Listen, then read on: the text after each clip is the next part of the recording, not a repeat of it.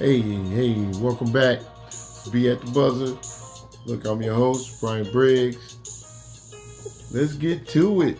Hey, what we're going to talk about today is the XFL. So, I'm pretty sure all of you have heard the news that The Rock and his ex wife, Danny Garcia, purchased the XFL for $15 billion. Um, you know, I think it's a great move. I think it's a great move for the aspect that The Rock, he understands marketing of himself, of his brand. He got the Titan games, and then The Rock was a football player, so he loves a football game. He played in ballers, so he understands football as a business. And, excuse me, he came up in that WWE and he tight with them guys, and he has that same kind of that John Cena, Dana White, all of these guys, they make it, and it's cool. I think they're entertainment package kind of guy, and I think the XFL could benefit, and I see a lot of people are jumping on the XFL bandwagon, and it was interesting, and I think that I think that because of COVID and what's going on right now, this can really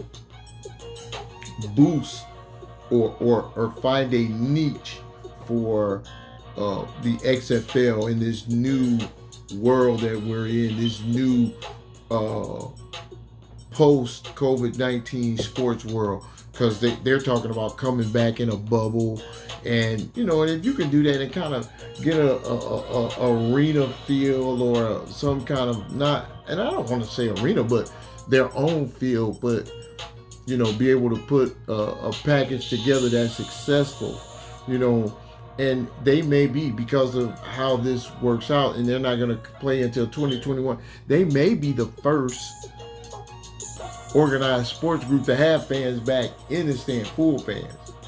You know what I mean? So we'll see how that turns out. But I like the idea of The Rock owning the XFL, and a lot of people doing.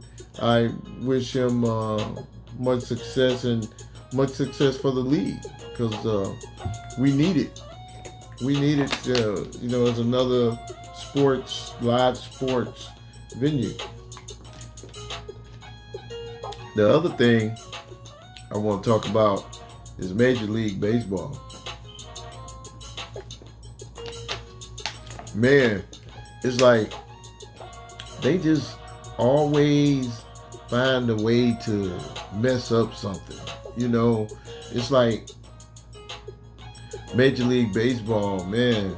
I mean, I remember as a kid, used to watch it. My grandfathers watched it. So, again, you watch it, the White Sox, the Cubs, the Tigers, those are the teams that were in our area and that we watch, but um, the the baseball climate, it just seems like there's always some kind of cheating, disputing, the owners locking out the players don't want to play, the owners say we only gonna play these many games, they say no, we want to play these many games, then they come back and then they play the number of games that the owners want, and it just seems like there's chaos in baseball all the time, where in the NBA, in the NFL, it just seems like there's a certain order. In baseball, it just doesn't seem like they have that order. And so it's like, look, baseball has always been like that. From Pete Rose to Marge Schott to, it's just been that quirky kind of George Steinbrenner. It's been that quirky kind of different kind of thing. But it just kind of, especially now, I think it wears on you. It's like, well, who cares? Who cares if baseball play? Who cares if they have to stop play? Because they just always, it's something with baseball. But again, that just shows you, speaking of COVID and their lack of having a sound plan to start playing. And now they're forced, they're faced with this dilemma of all these guys catching COVID. Yeah, because you didn't have a plan. They could have played in the bubble. They got the soccer guy. Every time you watch the NBA game, them guys playing soccer. The professional soccer league is out there in Orlando. They're doing it. 0 cases. 0 cases. What about college football? If they're gonna do conference championships. How are they gonna do the bowls? Are they gonna do the bowls? Is there just gonna be the playoffs? Is this the start? Is this the time that they institute a playoff to find a true national champion? Is this the year? Or is there just no playoffs whatsoever in college football? You play the conference schedule, and then that's it. There's no championship game. So they lose all that money? Whoa. I don't know.